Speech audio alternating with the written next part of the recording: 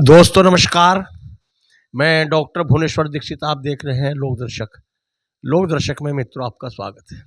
उम्मीद है कि आप भी सभी लोग अपने परिवार में कुशल मंगल से होंगे। मित्रों, आज हम चर्चा करेंगे कि राशन विक्रेता की आय में बढ़ोतरी कैसे हो सकती है।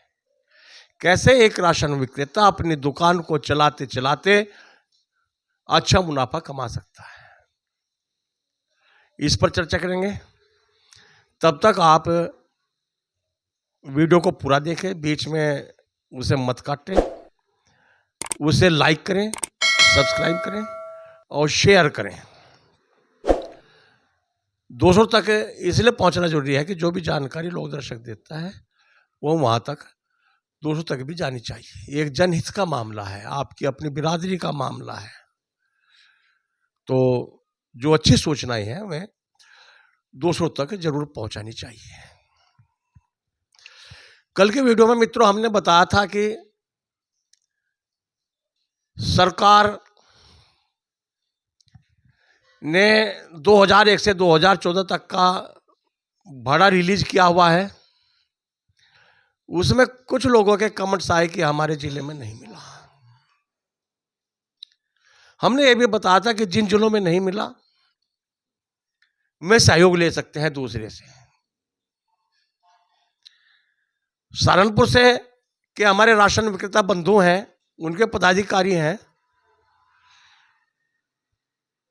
जिन लोगों को मिल चुका है वे उन लोगों को जरूर सहयोग करेंगे जिन्हें अभी तक ये पैसा नहीं मिला।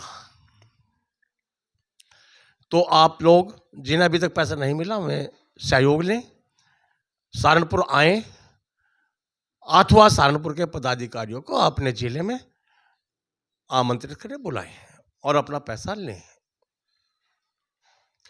दूसरी बात हमने बताई थी कि सरकार ने राशन की दुकानों तक खाद्यान्न पहुंचाने की एक योजना बनाई है। उस योजना का लाभ भी राशन विक्रेता नहीं उठा पा रहे हैं। तो इसमें आप लोग जिन लोगों की दुकान पर राशन नहीं पहुंच रहा है उन्हें थोड़ा कड़ाई से काम लें और अपनी दुकान पर ही खाद्यान्न लें। तो आज हम आपको बताएंगे कि एक राशन विक्रेता किस प्रकार अपनी इनकम को बढ़ा सकता है। 2023 में उत्तर प्रदेश सरकार ने एक आदेश जारी किया था कि राशन की दुकानों पर राशन विक्रेता 35 सामान की बिक्री कर सकते हैं, जबकि इससे पहले ऐसा कुछ नहीं था। उससे पहले जो सरकार ने सूची जारी की थी उसी की बिक्री एक राशन विक्रेता कर सकता था, जिसमें गेहूं, चावल, मिट्टी तेल, चीनी। कुछ समय के पहले नमक लगा दिया गया, नमक की बिक्री होती रही, और भी सामान दिए, फैमिली प्लानिंग के सामान दिए और भी बीच बीच में दिए, किंतु उन पर कोई खास ऐसा मुनाफा नहीं होता था, सिवाय इसके कि नमक की थैली पर 2-4 रुपए बच जाते थे। राशन विक्रेता मांग कर रहे हैं कि लाभांश में वृद्धि हो, किंतु अधिकारी और सरकार अभी ये नहीं चाह रही कि लाभांश में वृद्धि की जाए। उसके बजाय सरकार ने 35 वस्तुएं बेचने की अनुमति दी है, जो राशन विक्रेता अपनी दुकान पर बेच सकते हैं। इनमें से कुछ सामान तो ऐसे हैं कि जिन पर लाभ बहुत कम होगा और नुकसान भी हो सकता है, जैसे कि दूध। उस सूची में दूध भी है। तो ये कच्चा सामान है, इस पर लाभ भी बहुत कम होता है, 1 या 2 रुपए एक थैली पे। दही, मक्खन, ब्रेड, तो कुछ सामग्री ऐसी है जिन पर अच्छा खासा मुनाफा प्राप्त हो सकता है। तो राशन विक्रेता को चाहिए कि अपने शहर की जो थोक डीलर हैं उनसे संपर्क करें और उनसे रेट लें, उनसे रेट ले करके उस सामान की वो बिक्री करें। यदि एक सामान पर आपको 5 रुपए या 10 रुपए बचता है और आपके पास 500-600 ग्राहक आते हैं राशन कार्ड धारक, तो आप उन्हें इस सामग्री को दे सकते हैं। कुछ प्रोडक्ट्स हैं जिसमें अच्छा खासा मुनाफा हो सकता है,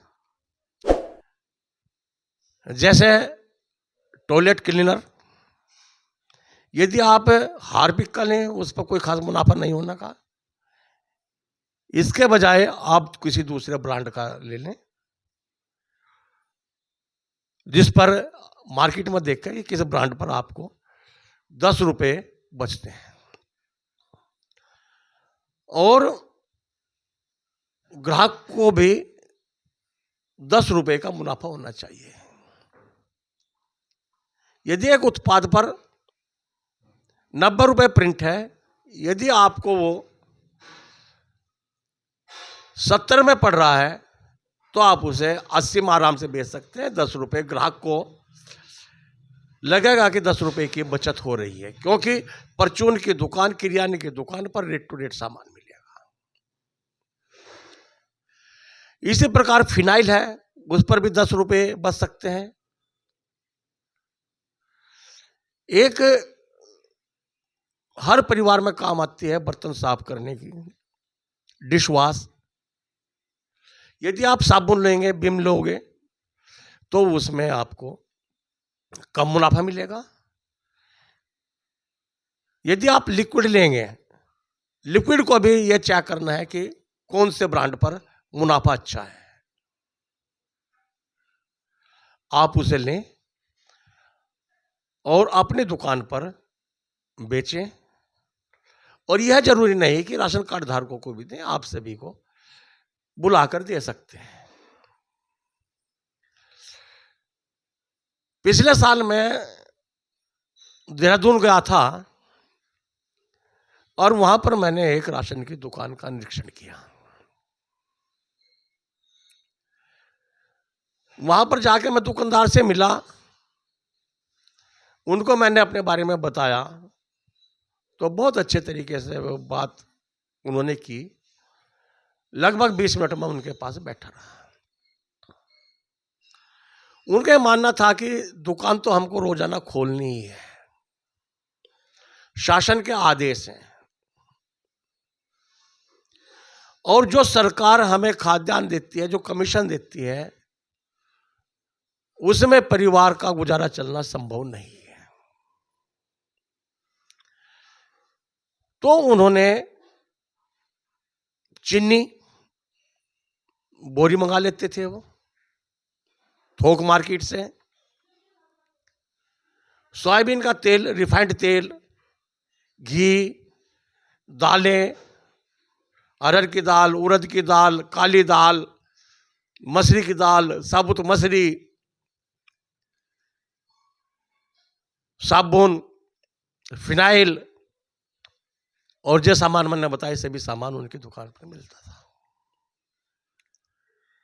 ग्राहक आए, वो खुश होके अपना सामान भी लेकर जाते थे और अपना घरेलू सामान भी वो लेकर जाते थे। मेरे बैठे बैठे उन्होंने लगभग 100 रुपए की एक्स्ट्रा उन्होंने इनकम कर ली थी।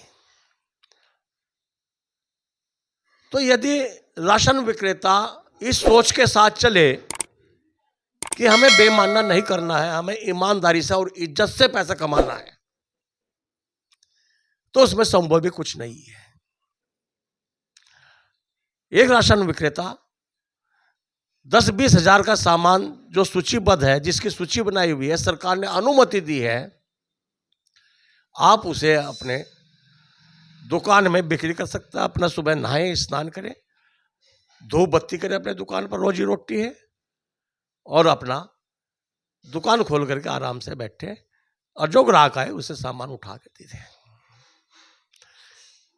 परचून की दुकान है, डेली खुलती है, आप उसे परचून की दुकान माने। और जो सरकारी खाद्यान्न है, सरकारी सामग्री है, सरकारी अनुसूचित वस्तुएं हैं, वे भी साथ में बेचे। इससे दो फायदा होगा, एक तो आपकी दुकान खुली मिलेगी, दूसरी बात जब आप अपनी दुकान पर बैठेंगे तो आप अपना रिकॉर्ड भी मेंटेन करेंगे। बहुत से राशन विक्रेता ऐसे हैं कि 4, 5, 6 दिन दुकान खोली और अपना बैलेंस डेली का नहीं निकालते, और निकालने के बाद रजिस्टर अधूरे रखते हैं। यदि कोई निरीक्षण करता आता है तो अधूरे रजिस्टर मिलते हैं, या वो दुकान छोड़ करके भाग जाते हैं, छिप जाते हैं। ऐसा नहीं होना चाहिए कि जब एक राशन विक्रेता अपनी दुकान पर बैठेगा, उसके सामने रजिस्टर होगा, उसके दिमाग में आएगी मैं खाली बैठा हूं, इसका बैलेंस ही निकाल दें। दूसरी बात, कोई शिकायत ये नहीं होने की कि विक्रेता एक दिन दुकान खोलता है, 2 दिन खोलता है, 3 दिन खोलता है। यदि आपके बैठने से आपकी दिहाड़ी 500 या 600 रुपये बनती है तो उसमें हर्जा क्या है? बैठने के, अपनी दुकान पर बैठे, अपने स्थान पर बैठे हुए हैं, और बैठे हुए आप 2 पैसे की इनकम भी कर सकते हैं। और यह सामान ऐसा है कि इसे कार्ड धारकों के अलावा दूसरे भी व्यक्ति ले सकते हैं। वो भोक्ता हर जगह देखता है कि उसे जहां 2 पैसे की बचत होती है वो वहां जाता है। यदि परचून की दुकान पर चीनी 40 रुपए है और आपने 38 रुपए दे दी, तो वो 38 रुपए आप पे से लेना पसंद करेगा। 2 रुपए के ऊपर ग्राहक परचून की दुकान से आपकी दुकान पर आएगा।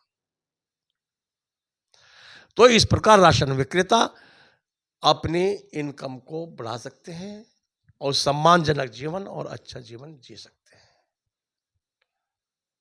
यदि आपको ये वीडियो अच्छी लगी है तो इसे शेयर करें और अपना प्यारा सा कमेंट्स भी दें। इस पर लिखें कि आप कहां से ये देख रहे हैं। एक सबसे ज्यादा इस मैटर में शिकायत आ रही है कि कुछ लालची अधिकारी थोक विक्रेता से साठ-गांठ करके जबरदस्ती राशन विक्रेताओं को बड़े मूल्य पर सामान दे रहे हैं। यदि एक सिरप की थैली पर 7 या 8 रुपए बचते हैं तो उसमें से 5 रुपए या 4 रुपए मुनाफा वे अधिकारी लोग खा रहे हैं। तो ऐसी स्थिति से बचने के लिए अपने स्थानीय जो पदाधिकारी हैं, आप उन्हें अधिकारियों से वार्ता करें कि ये हमारे बच्चों का पैसा है, हमारे परिवार का पैसा है, जो हम मेहनत कर रहे हैं, अपनी मेहनत का पैसा हम नहीं देंगे। जो विक्रेता गलत कार्य करते हैं, गलत तरीके से पैसे कमाते हैं, वे अधिकारियों से झुकते हैं और अधिकारियों को उस गलत पैसे में से ही बंदरबाट अधिकारी लोग करते हैं। यदि मेरी बात आप लोगों को अच्छी लगी है तो इसे देखें और परमानेंट सदस्य बने सब्सक्राइब करके चैनल के। तो देखने के लिए बहुत बहुत धन्यवाद। नमस्कार, जय हिंद, जय भारत।